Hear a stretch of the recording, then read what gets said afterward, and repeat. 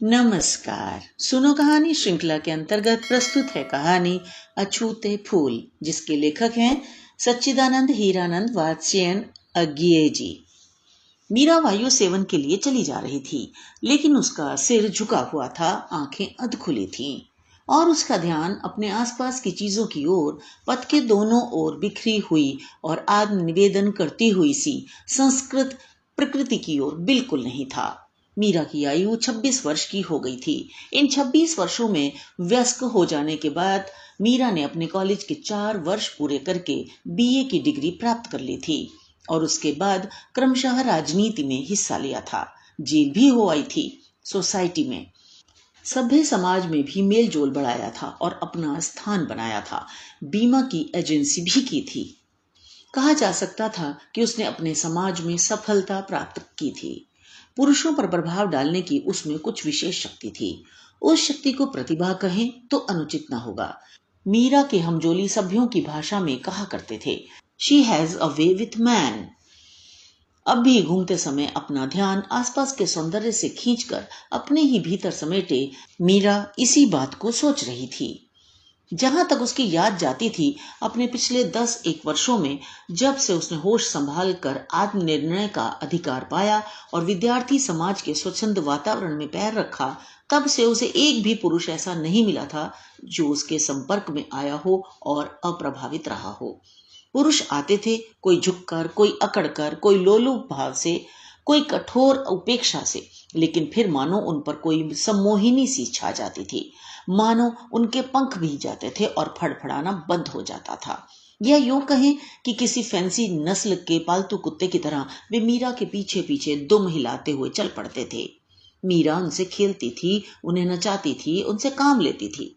कुत्तेपन के कारण वे सेवा करते थे, यद्यपि फैंसीपन के कारण वे मुंह लगे भी होते थे और मानो थोड़ी सी दुलार पुचकार के भूखे भी। मीरा इस बात को जानती थी और इसकी अनदेखी भी नहीं करती थी, लेकिन इतना होने पर भी मीरा ने पुरुषों से एक विशेष दूरी कायम की थी, एक अलगाव स्थापित रखा था। इतने पुरुषों के संपर्क में आकर, उनसे मिलजुल कर, उनसे मिक्स करके भी वह अछूती रह गई थी। अछूती ही नहीं, अस्पृश्य भी। उसे इसका अभिमान भी था। स्त्री के लिए पुरुष समाज में आकर भी उससे बचे रहना एक बड़ी बात होती है, और फिर भारत के नव संस्कृत समाज में, जिसमें आचार के पुराने शास्त्र नष्ट हो गए हैं और नए स्टैंडर्ड बन नहीं पाए, स्त्री के लिए अपने शील की रक्षा करते हुए चलना तो बहुत ही बड़ी बात है। मीरा ने यही महान कार्य बड़ी सफलता से किया था और उसका अभिमान अनुचित नहीं था। इस समय टहलने के लिए घर से निकलकर पैदल घूमती हुई मीरा इसी बात पर विचार कर रही थी। मन ही मन एक एक करके उन लोगों को गिन रही थी जो उसकी अर्दली में आए थे, जो उसके जीवन की रंगशाला में अपना पार्ट अदा कर रहे थे। कोई नाचकर, कोई झल्लाकर, कोई हंसकर, कोई रोनी सूरत बनाकर, और जिन्हें एक एक करके उसके मंच पर से हटा दिया गया था। अश्वमेव वह अपनी सफलता के लिए अपने को बधाई दे सकती थी। कीच में कमल की उपमा शायद एक अनुचित डींग हो, लेकिन वह अपनी तुलना उस मधुमक्खी से अवश्य कर सकती थी जो भांति भांति के फूलों का रस लेकर मधु संचय करती है, पर अपने पंख कभी उसमें नहीं लिपटाने देती। यही सब सोचती हुई मीरा टहलती चली जा रही थी, लेकिन वह प्रसन्न नहीं थी। वह अपने आप को बधाई देती जा रही थी, लेकिन उसका मन मुरझाया हुआ था। उसके बधाई के शब्द मानो अर्थहीन थे। वे उन्हें दोहरा दोहरा कर भी उनसे जरा सा संतोष या आनंद नहीं खींच पाती थी। उसके पैर पथ पर क्रमानुसार पड़ते जा रहे थे। यही उसका टहलना था। मीरा का रास्ता पूर्णतया निर्विघ्न नहीं था। सांझ घिरती आ रही थी और अधिकांश सैर करने वाले, मुख्यतः बूढ़े, औरतें, बच्चे, अपने अपने घर घोंसलों की ओर चल दिए थे। फिर भी जब तब उस संकरी सड़क पर कोई साइकिल पर सवार नवयुवक सैलानी आ निकलता और मीरा के पास से सर्राता हुआ चला जाता, तब मीरा को चौंक कर एक और हटना पड़ता। उस ढंग के सैलानी प्राय बिना रोशनी के घर से निकलते हैं और फिर वक्त तंग पाकर खूब तेजी से घर की ओर साइकिल दौड़ाते हैं। घंटी बजाना या ब्रेक लगाना उनके लिए महापाप का गौरव प्राप्त कर लेना है, और जो जरा और मन चले होते हैं वे हैंडल को हाथ से छूना भी अनुचित समझते हैं। तब एक ऐसी अवस्था आती है कि सतयुग से हमारा युग बढ़ता जाता है। सतयुग में लोग परलोक की तलाश में फिरते थे और वह लभ्य नहीं होता था। अब परलोक ही मुंह बाए फिरता है और पैदल चलने वाले लोगों को अपनी जान बचाकर भागना पड़ता है। यह बात नहीं थी कि मीरा को इस ढंग के लोगों पर क्रोध आता हो। साहसिक वृत्ति उसमें पर्याप्त मात्रा में थी और खतरे का नशा वह खूब पहचानती थी। लेकिन उस समय उसे अकारण क्रोध आया हुआ था। वह भीतर ही भीतर कुढ़ रही थी। उसके मन में बार बार एक खुजली सी उठती थी कि किसी से कठोर व्यवहार करे, किसी से लड़े, बुरी तरह पेश आए, किसी को चोट पहुंचाए, किसी को बिगाड़े। क्यों, किसे, कैसे, यह सब उसके आगे स्पष्ट नहीं था, पर उसका मन मनुष्य मात्र के प्रति एक तीखी अप्रीति से लबालब भर रहा था और छलका पड़ता था। सामने से जो लोग साइकिलों पर आते, मीरा घूर कर उन्हें देखती। जो कुरूप होता वह उसके रोष से बच जाता, लेकिन औरों पर वह दृष्टि ऐसे पड़ती मानो उन्हें भस्म कर डालेगी। प्रत्येक ऐसे आगंतुक के साथ उसका रोष बढ़ता ही जाता।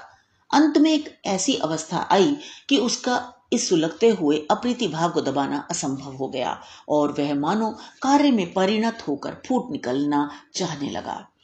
दूर ही से साइकिल की घंटी सुनकर मीरा कुछ चौंकी। फिर उसने पथ पर से एक छोटी सी टूटी हुई डाल उठा ली। सामने ही सड़क का मोड़ था। शायद इसलिए आते हुए साइकिलिस्ट ने घंटी बजाई थी। धुंधलके में मीरा उसे तब तक न देख सकी थी जब तक वह बहुत ही पास न आ गया। तब एकदम से उसने वह छोटी सी डाल साइकिल के पहिए की ओर फेंक दी। साइकिल तीव्र गति से जा रही थी। डाल की लकड़ी पहिए की सलाइयों में अड़ गई। साइकिल लड़खड़ाई और एकदम से रुक गई। सवार उस पर से उतरकर 6-7 फुट दूर जाकर औंधे मुंह गिरा। एक बांह से उसने शायद अपना मुंह बचाया था, पर उसका सिर सड़क के किनारे के एक पेड़ से टकरा गया। साइकिल क्षण भर बिना सवार के ही खड़ी रही, फिर कुछ इंच आगे सरक कर एक ओर गिर गई। विद्युत गति से हो जाने वाली इस घटना की पहली प्रतिक्रिया मीरा के मन में एक तीव्र आनंद के रूप में प्रकट हुई। वह आनंद जो विजय के बाद होता है, जब बहुत दिनों की अनेक असफलताओं के बाद एक दिन एकाएक सफलता मिल जाती है। एक दूसरे ही क्षण उसने जाना वह उल्लास जीत का नहीं है, कुछ काम कर लेने का नहीं है। उल्लास का कारण ये है कि अब सामने कुछ करने को है। कैदी को जब मुक्ति मिलती है तब एक तरह का आनंद उसे होता है, पर इस समय मीरा को आनंद हो रहा था जैसा कि बहुत दिनों से काल कोठरी में निकम्मे पड़े हुए कैदी को उस समय होता है जब उसे मशक्कत दी जाती है, फिर वह चाहे पत्थर कूटना, जगाई या कोल्हू ही क्यों ना हो। मीरा लपक कर उस आदमी के पास पहुंची। वह सड़क पर फैला हुआ पड़ा था। उसके शरीर में किसी तरह की गति नहीं थी। मीरा ने कलाई पकड़कर देखा, वह नब्ज भी नहीं पा सकी। उसने युवक का सिर उठाया। वह भारी जान पड़ा और एक ओर लुढ़क गया। तब मीरा एकाएक घोर चिंता से सिहर उठी। आंखें फाड़ फाड़ कर वह देखने लगी, कभी युवक की ओर, कभी साइकिल की ओर, कभी अपने उस हाथ की ओर जिसने वह डाल पहिए में अटकाई थी। बहुत शोर के बाद एकाएक मौन हो जाए जो हमारे भीतर से ही मानो को चीख उठता है और नीरवता नहीं होने पाती। मीरा के भीतर भी कोई एकाएक पुकार उठा कि सड़क पर कोई नहीं है, आसपास कहीं कोई नहीं है, सैर का समय खत्म हो गया है। और बरसों बाद अब मीरा की नई शिक्षा उसके काम आई। उसने बिना किसी प्रकार के संकोच या झिझक के उस बिल्कुल अजनबी नवयुवक को घुमाकर सीधा किया और ओह लॉर्ड कहते हुए बाहों में उठा लिया। बोझ बहुत ज्यादा था, लेकिन परिताप में दानवी शक्ति होती है। लगभग 1.5 फरलांग चलकर मीरा एक चौराहे पर पहुंची जहां एक बेंच पड़ी हुई थी। मीरा ने हुफ कहकर युवक को उस पर डाला, फिर कुछ आगे बढ़कर एक तांगे वाले को पुकारा और उसकी मदद से युवक को तांगे में लाद कर कहा, चलो अस्पताल। Connection of the brain, connection of the brain, connection of the brain. अस्पताल के दुर्घटना वार्ड के बाहर के बरामदे में मीरा बैठी है। उसे वैसे ही बैठे हुए लगभग 1.25 घंटा हो गया है।